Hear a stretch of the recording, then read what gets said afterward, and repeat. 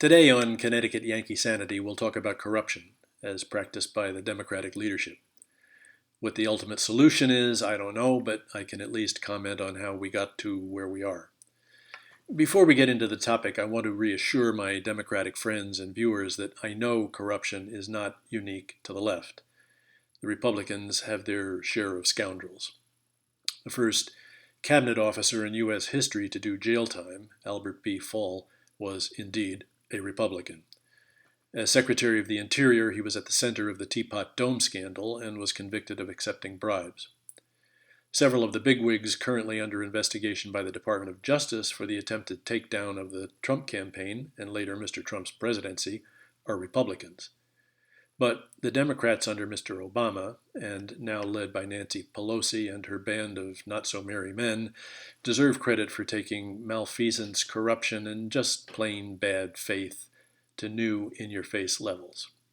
Okay, here we go. We tend to associate corruption with bribe taking, but in reality it's any dishonest or illegal behavior by a public official, or departure from what is correct. Even in these morally ambiguous times, most of us retain a sense of what is correct and what is not. We certainly don't elect our politicians to represent us dishonestly or to engage in illegality. But the electorate's indifference, inattention, or ignorance of issues nurtures those behaviors. By a slow, insidious process, we strengthen the ruling class's lust for power and weaken the checks and balances against it written into the Constitution. We routinely hear the rationalization that politicians are of defective character by nature, and what's a mother to do? To which I say, what you expect is what you get. Why should our politicians be less principled than you and I are? On the assumption that we can all agree that more honesty and less abuse of power would be beneficial, let's examine what, in my opinion, brought us to the point where we elected a controversial, mold-shattering president specifically to stop the rot. The resistance, legal or otherwise, to Mr. Trump's virtually single-handed attempts to rein in corruption in all its forms testifies to the strength of our outsized bureaucracy and its determination to retain its power and privileges. Whether through inexperience, incompetence, cold calculation, or some combination of the three, things went haywire fast when Barack Obama won the presidency. Yes, I know, half the country thinks he was a messiah sent by the gods to guide us to a new world order. Furthermore, if you dare to criticize him, you're either a racist or a heretic. Well, I'm not a racist, and I'm not a heretic. In the interests of full disclosure, I voted for him once in 2008. I just consider him to be the embodiment of George Orwell's observation that, quote, so much of left-wing thought is a kind of playing with fire by people who don't even know that fire is hot, unquote. Mr. Obama wrong-footed it at the outset by naming Hillary Clinton to a senior cabinet post. Those who desire a long and successful political life, not to mention biological life, are wise to steer clear of the Clintons. But Mr. Obama, incredibly, didn't know that. I suspect the old girl booby-trapped him out of the gates. Sworn FBI testimony confirms that emails sent from her private server were found in the Oval Office. How many times when you open an email do you note the address of the sender? Mr. Obama probably replied to one from her and bang, she had him. He's as guilty as she is of communicating outside the secure government network. But why didn't he do anything about it? It gets worse. When the email scandal blew up in the Democrats' face during the 2016 presidential campaign, Loretta Lynch had her notorious meeting with the husband of the subject of the DOJ's investigation to swap sentimental stories about their grandchildren. The lowliest prosecutor in the remotest backwater of this great nation knows better than that. Mr. Obama did nothing about it. Likewise about Lynch's unprecedented fobbing off the case on James Comey to enable Mrs. Clinton to skate. Meanwhile, the Spygate operation was underway. Again, we have evidence that Mr. Obama was kept informed on the use of his DOJ and FISA court to sabotage a presidential candidate's campaign. Let's be clear. Under Barack Obama, officials in the FBI, which is a part of the Department of Justice, were actively engaged in spying in an attempt to undermine the Trump campaign. When Mr. Trump won anyway, they attempted what amounts to a coup d'etat. These are actionable offenses. Is this, I ask you, what we elected Barack Obama to do for the country?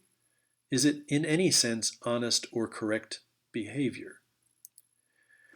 Outraged that the brash Donald Trump defeated that long-suffering champion of democracy and right living, Hillary Clinton, despite the DNC's having rigged the election for her, the Democratic leadership erupted into a tantrum that 3 years later continues to blow at gale force. As Nancy Pelosi looks on lovingly, her pet Komodo dragon, Jerry Nadler, flicks his forked tongue and hisses about impeaching the president when there are no grounds for doing so. It's, as Mrs. Pelosi would put it, a tactic. The degenerate Adam Schiff soldiers on, refining his skills as a political hitman. He remains dedicated to obstructing the functioning of the government by whatever means possible, including leaking privileged information to the press. Elijah Cummings, portions of whose Baltimore district resemble a war zone, practices his diction by idiotically hurling the word racist at the president, and so on and so forth. Meanwhile, Mrs. Pelosi just blew back into town after a junket to Guatemala to attempt to influence their presidential election and to disrupt the illegal immigration prevention accord worked out between our two countries. Speaking of illegal immigration, there's the perennially angry presidential wannabe, Cory Booker, whose vegan diet, I fear, may have softened his brain.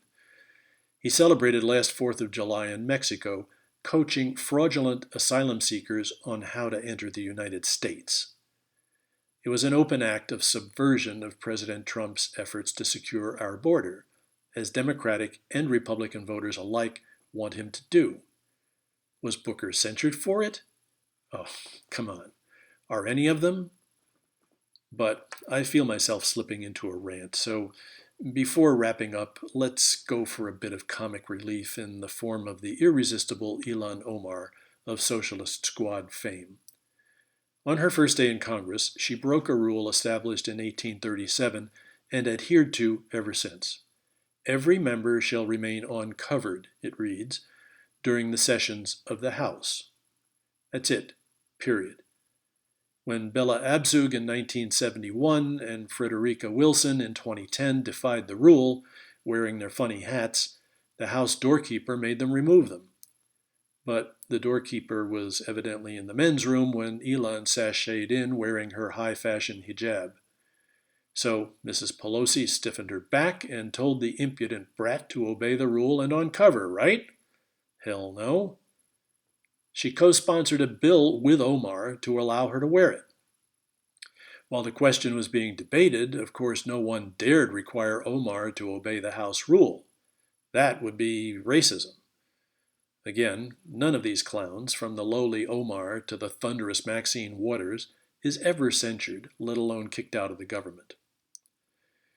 Democracy, H.L. Mencken wrote, is the theory that the common people know what they want and deserve to get it good and hard. Well, we got it good and hard during the Obama years. As with so much in this life, what in moderation can be rationalized becomes, when carried to excess, unendurable, and the Democratic leadership has become unendurable. They do a disservice to themselves, their constituents, especially mainstream Democrats, and their country. They deserve what the Trumpster is dishing out to them. Perhaps after the 2020 election, they'll be motivated to make a return to dignified and correct behavior, but don't count on it. Thanks for watching. Be sure to click like and subscribe to support the channel and pass the link along. We'll see you back here next time.